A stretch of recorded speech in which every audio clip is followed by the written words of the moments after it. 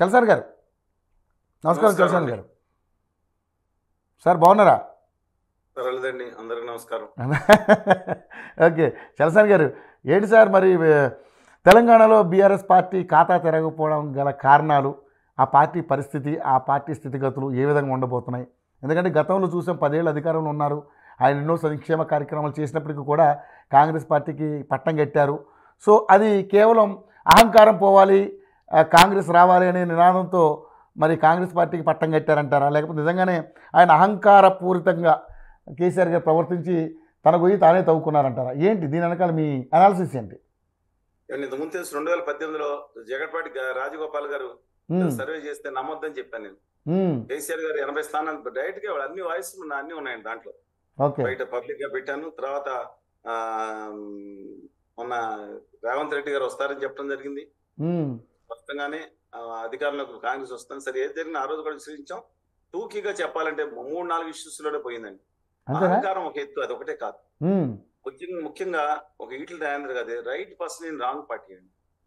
ఒక ఉద్యమం నేపథ్యం వచ్చిన ఆయన తాటి ప్రజానీకం తరపున నిలబడే మనిషి, మత ద్వేషాలు కుల ద్వేషాలు రెచ్చగొట్టే దానికి వ్యతిరేకంగా ఉండే మనిషి ఈటల గారు. అవును. సరే ఏదేమైనా మీరు చూశారు. నేను ఎందుకంటానంటే క్రితంసారి ఎన్నికల్లో బీఆర్ఎస్ కి ఓటింగ్ శాతం ఎంత వచ్చిందో చూశారు. వాళ్ళ తాజా ఎన్నికలు నిన్న మధ్యాహ్నం చూసిన పరిస్థితి బట్టి 40% కాంగ్రెస్ కి వస్తే 35% టిఆర్ఎస్ బీజేపీ చేరుకున్నారు.